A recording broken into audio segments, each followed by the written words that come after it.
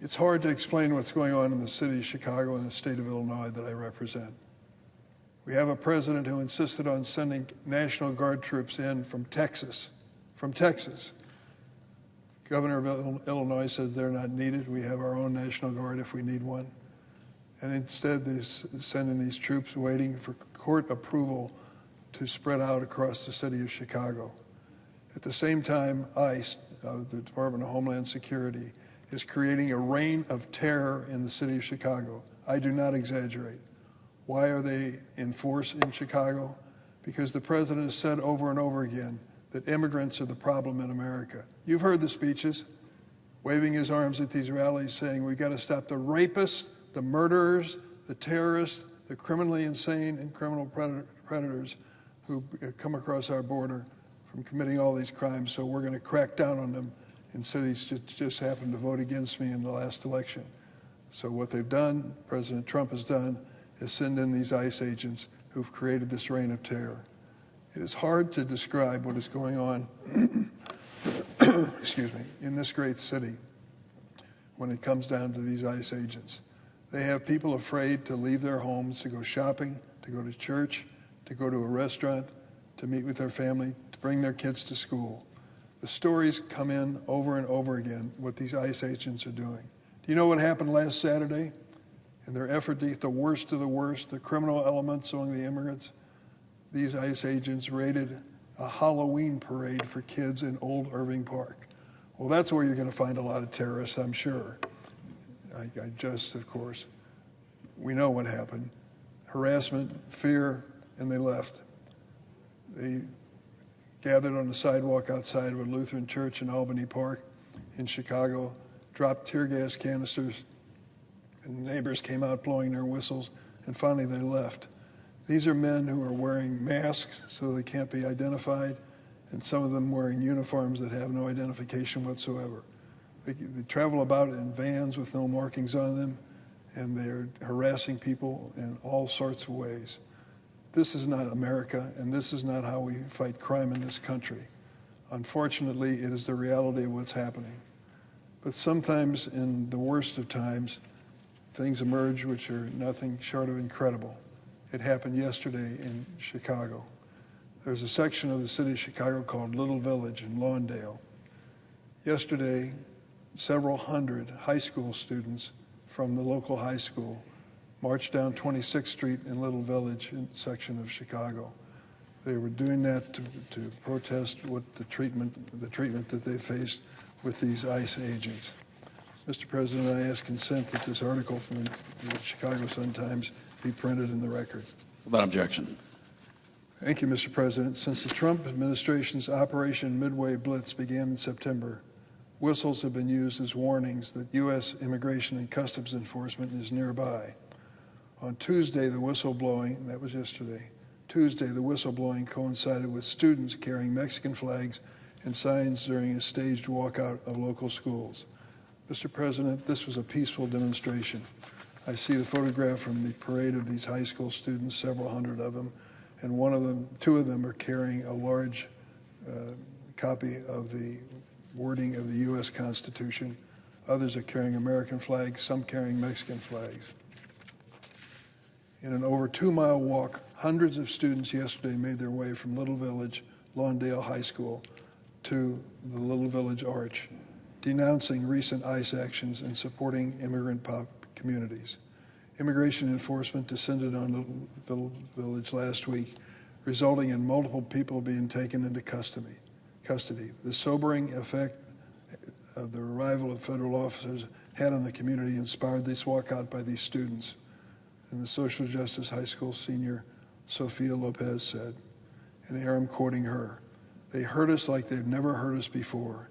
They attacked our community. They surrounded the parks. They surrounded our school. I've never felt more unsafe in my life than that day," Lopez said. We need to protect our people's peace. We need to protect their freedom and dignity, because if we don't, no one will. Lopez and other students organized the walkout, which included her peers from 4 schools on Little Village Lawndale High School campus. These students walked peacefully through the community. With less than a week of planning, Lopez said she was pleased with the large turnout and made sure her fellow students knew the risk of protesting, including the presence of federal agents telling them they will not stop. This is what she told her fellow students. They will not stop because you're children. They do not care, she said. Still, fear did not stop these students yesterday. They were accompanied by Chicago police officers as they moved along the road. Chants of "Say it loud, say it clear, immigrants are welcome here, and the people united will never be divided," drew honks from cars stopped along the marchers' path. The march through the village drew people to the sidewalks, cheering and blowing whistles in solidarity with these students. Others hung out of windows and overlooked the street or pressed themselves against storefront windows, smiling and recording. The community engagement was not lost on Lopez, who said her beautiful, vibrant home had gone quiet amid the recent federal action. And then she said, "I've seen so many people come out smiling and feeling safe, which is something we haven't felt in this area in months. And that's what I want. That is all I want," Lopez said. The protest was just for us to get peace, to be able to walk down the street again without being scared, to be able to live your life. For Lopez, protesting was worth whatever potential consequences. When her peers and family expressed concern, she pushed back. She said, "I said to them, I don't care if I get expelled. I don't care if I get detained. I will do this for my people, for my community, because they deserve it," Lopez said. They deserve people to speak out for them. They deserve people to show the love and appreciation that they give us and to our students, social justice, and Little Village Lawndale High School as a whole. That was an extraordinary amount of courage for a high school student in the city of Chicago. She knows her parents and many other families are afraid of what might happen because of the ICE agents that are roaming through, showing their strength to bust up Halloween parades, showing their strength to drop tear gas canisters in front of churches when people come out after the services. This extraordinary show of courage and her commitment to our country is nothing new. I, 20 years ago, introduced a bill called the DREAM Act. And as I described this act, which said if you're brought to this country as a small child, you should have a chance for a path to citizenship.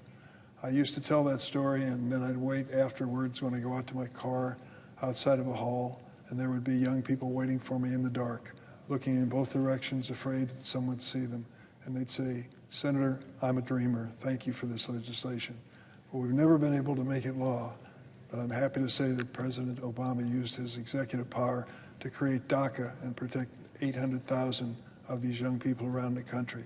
Now this generation of young people is doing what happened next in the story of the DREAM Act. After DACA was created, most of these young people, despite the advice and warnings of their parents, came out publicly and said, "I'm a dreamer. I want to be part of America's future." It was extraordinary courage on their part. Now this generation's doing the same, marching down 26th Street to say they want an end to this harassment by the ICE officials. This is not what America is all about. If you're engaged in stopping the worst of the worst and criminal elements among immigrants, count me in. But harassing innocent families that have not violated the law is not the way to do it. So far, 70% or more of those who've been detained by ICE as part of this venture have no criminal record whatsoever. It is harassment and terror, plain and simple. I salute these students in Little Village for the courage that they showed. I hope that students across the Chicagoland area and beyond will stand in solidarity with them in peaceful protest to the intimidation that's taking place in Little Village. Mr. President, I yield the floor.